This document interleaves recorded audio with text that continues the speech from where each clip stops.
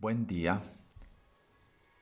Continuamos con la historia clínica, esta vez la parte concerniente a antecedentes.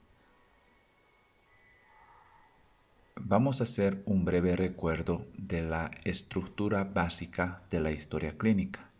Recordar que la estructura de la historia clínica está comprendida por la anamnesis, que es la indagación oral verbal acerca de las características de la enfermedad del paciente y sus antecedentes, el examen físico, que es la exploración que se realiza ya al paciente utilizando maniobras semiotécnicas como ser la inspección, palpación, percusión, auscultación y complementada por exámenes de laboratorio y gabinete.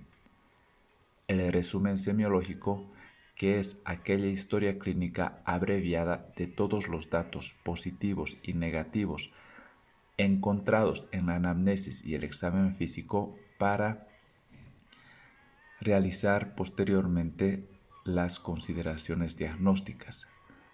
Las consideraciones diagnósticas que ya son interpretaciones del médico que nos llevan a configurar síndromes clínicos, los cuales nos van a orientar a determinada conducta o plan terapéutico, solicitar determinados estudios complementarios, así para llegar a un diagnóstico definitivo.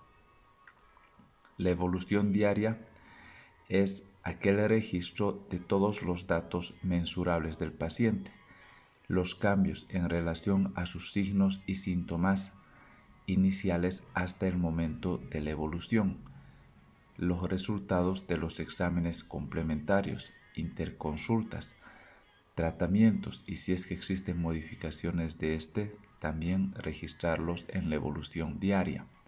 Y finalmente la epicrisis, que es aquel resumen completo y detallado de la historia clínica que se realiza al egreso del paciente, ya sea vivo o fallecido. Este resumen debe comprender todo el manejo que se llevó a cabo con el paciente.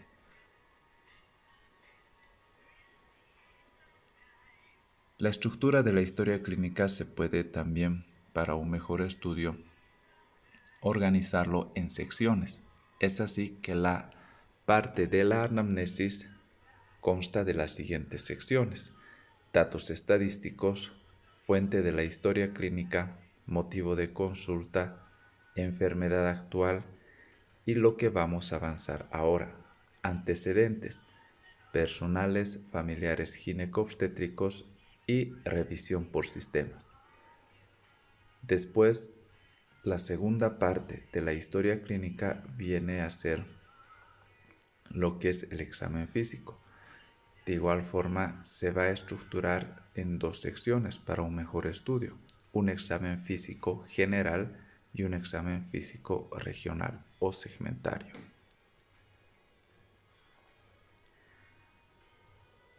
En cuanto al tema que nos concierne, vamos a hablar dentro de la anamnesis acerca de los antecedentes. Estos pueden organizarse de la siguiente forma: antecedentes personales, dentro de los cuales vamos a estudiar antecedentes personales no patológicos y antecedentes personales patológicos. Posteriormente estudiaremos los antecedentes familiares del paciente, es decir, el entorno más próximo y más cercano de nuestro paciente. Y finalmente los antecedentes gineco-obstétricos. Dentro de los antecedentes personales no patológicos vamos a hablar acerca de inmunizaciones, alimentación, hábitos y costumbres, vivienda y aspectos de carácter social.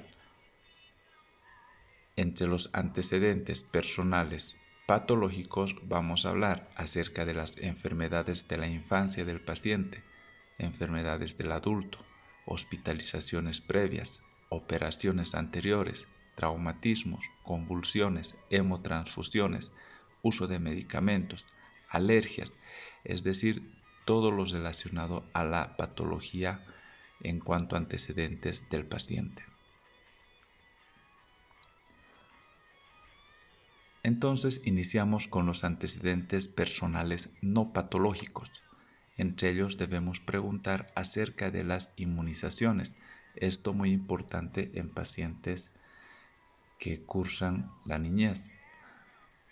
Preguntar acerca de inmunizaciones si es que se ha completado el PAI, es decir, el programa ampliado de inmunizaciones, si es que las vacunas están completas y se han cumplido los esquemas. Preguntar también acerca de la alimentación, si es que ésta está en base a proteínas, lípidos, grasas o carbohidratos, su cantidad, su proporción. Es importante saber aquello porque nos va a permitir implementar dentro de nuestras pautas terapéuticas una educación al paciente en relación a qué debe comer, es decir, enseñar a comer. Por ejemplo, si es que nuestro paciente es un paciente cardiópata, nosotros le enseñaremos a comer sin sal. En relación a la alimentación también existen algunas alteraciones frecuentes, como por ejemplo, en los campesinos que acostumbran a masticar coca y vienen como motivo de consulta por un problema de tipo abdominal, como por ejemplo dolor abdominal o hinchazón en la zona del abdomen, o tal vez problemas en la defecación.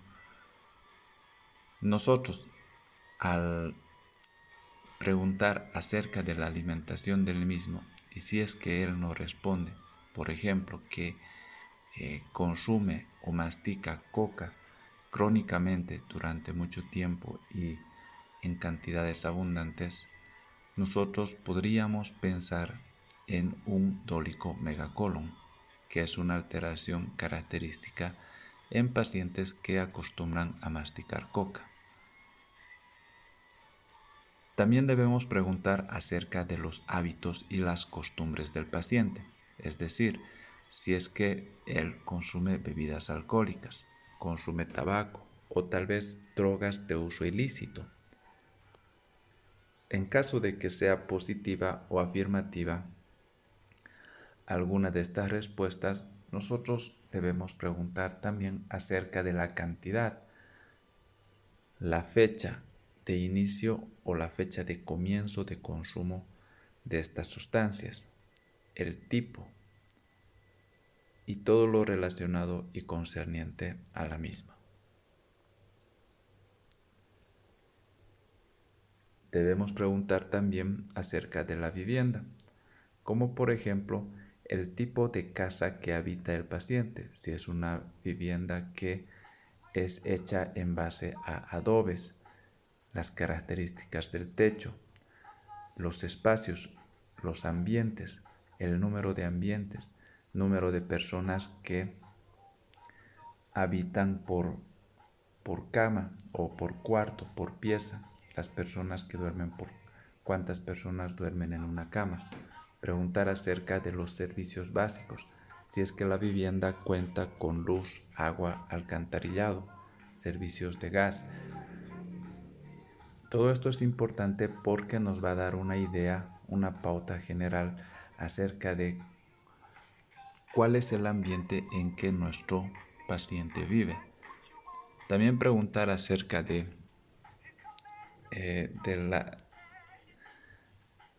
estado social de nuestro paciente y estado económico. Preguntar si es que nuestro paciente realiza actividades físicas o de repente es un paciente sedentario. Preguntar también acerca de las creencias que él tiene, si es que es testigo de Jehová, si es que es mormón o tiene alguna secta o alguna creencia específica.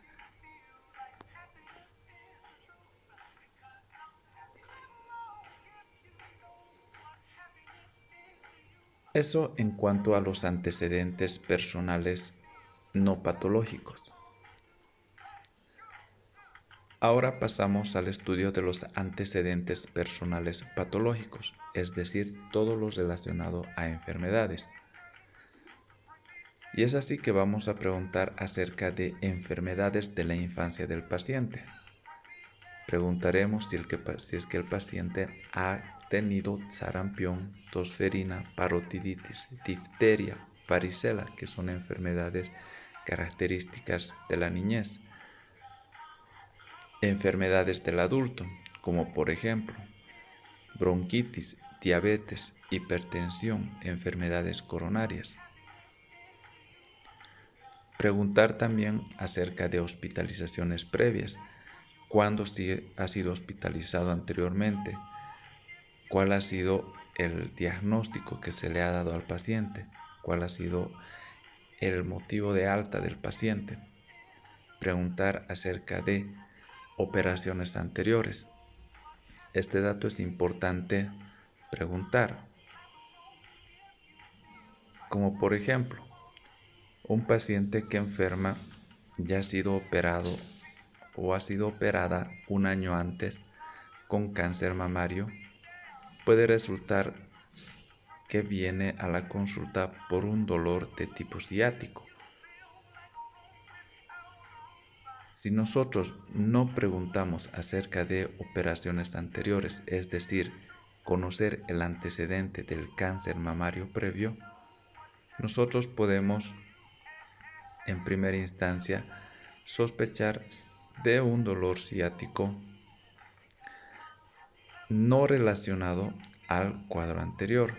Es decir, este dolor ciático no vendría a ser una enfermedad nueva, sino vendría a ser el resultado de una metástasis del primitivo tumor operado, es decir, una metástasis del cáncer mamario operado anteriormente. Entonces es importante siempre preguntar acerca de las operaciones anteriores. También preguntar acerca de traumatismos, convulsiones. En este caso, agotar siempre los siguientes aspectos: la fecha, el tipo, la gravedad, si es que existen complicaciones o si está recibiendo tratamiento. Preguntar acerca también de hemotransfusiones, trasplantes, uso de medicamentos. En caso de que el paciente utilice medicamentos, es necesario preguntar el nombre del medicamento, la dosis de consumo, el tiempo de uso, la vía de administración. Preguntar también acerca de alergias, si es que el paciente tiene algún tipo de alergias, ya sea a medicamentos, alimentos, picaduras de insectos, sustancias del medio ambiente que entran en contacto con la piel del paciente.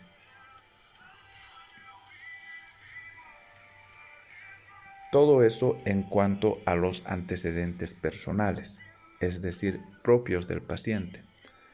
Ahora vamos a pasar a preguntar los antecedentes familiares del paciente, es decir, el entorno más próximo al mismo.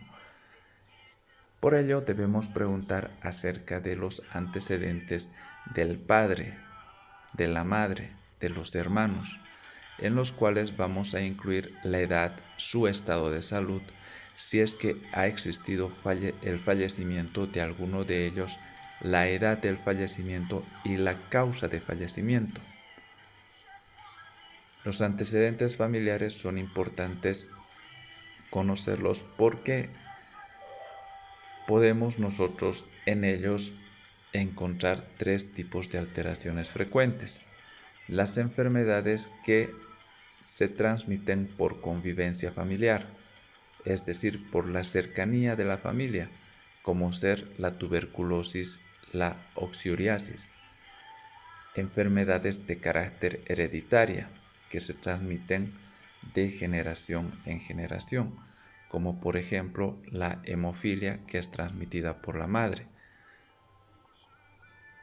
y enfermedades de predominio familiar, es decir, que existen una tendencia mayor a aparecer la misma en determinadas familias, como ser el cáncer, el asma, la gota, la hipertensión.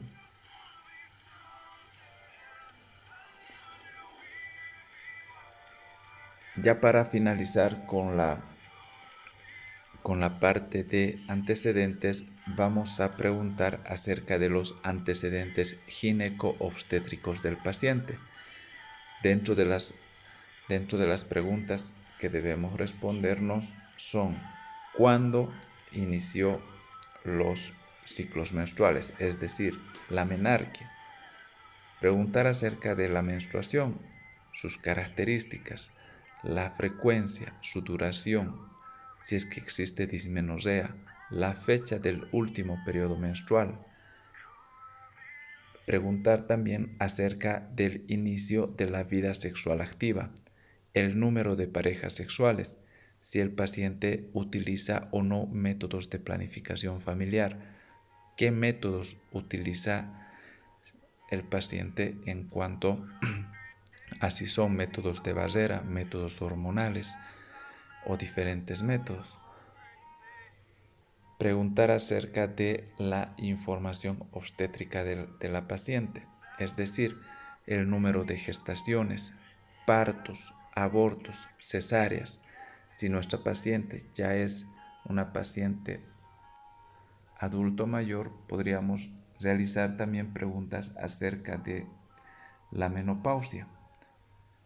No debemos olvidar preguntar acerca de la presencia de flujos vaginales en la paciente, sus características de la misma, la fecha del último Papá Nicolau, si es que ha realizado o no Papá Nicolau la paciente y sus resultados.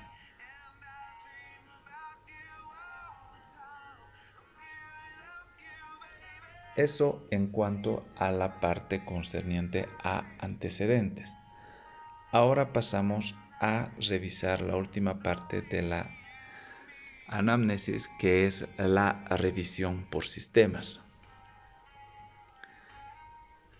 Vamos a indicar que la revisión por sistemas es un interrogatorio inducido.